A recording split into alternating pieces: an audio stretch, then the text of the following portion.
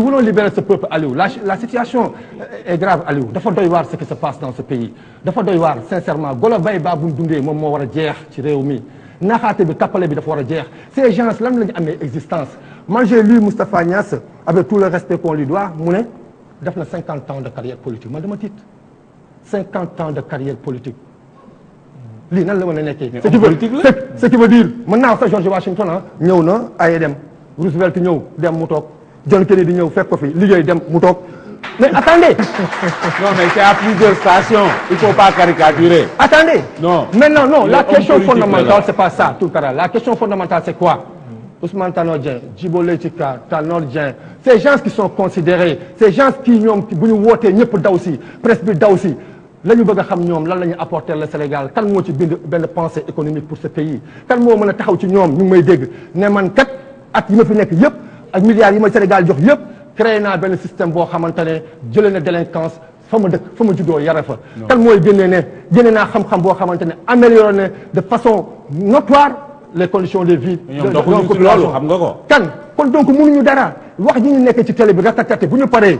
mais xoolal wax ji seet ko ci sa néeg sa rondal doo ko gis gënal ci mbedd bi ne waa ji li mu doon wax anamu doo ko gis. pourquoi ces gens sont d'actualité dans ce pays ce qui veut dire que léegi ñoom seen xam-xam fi mu yem automatiquement ñun ñëpp nous sommes obligés foofu la ñuy yem. mais ce pays ne va pas avancer. le président Macky Sall nous a trahis. il a trahi la révolution parce que il a trahi la révolution mooy moom mënul nekk le premier président né après les indépendances un jeune xale bu tuuti.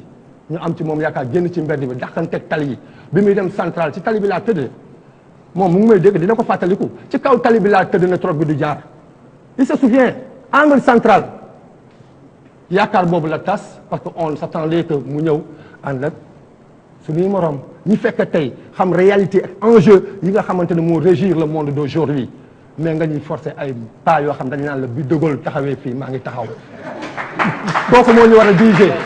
ñooñu war a diriger dans ce pays. je pense que c'est pas du tout sérieux. donc il faut que quand même ñu sérieux. il faut que qu'on respecte ce peuple. il faut qu'on respecte ce Sénégalais parce que tout simplement il est ayant droit moom mooy fay impôt mooy fay courant mooy fay ndox mooy fay lu ne ñu koy jàpp di ko caaxaane. à l'instant bu crise scolaire bi di chaque année ñu frôler l'année blanche. c'est toujours sauver in extremis au même moment le président de la République ñëw établir benn décret 2014 697 pourquoi faire allouer une indemnité à hauteur de 500 000 francs aux épouses des diplomates ñooñu dañu gën suñu yaay yi xëy fajar di yenu ay panne di buuxante ci njaga njaay di dem di affronter géej gi.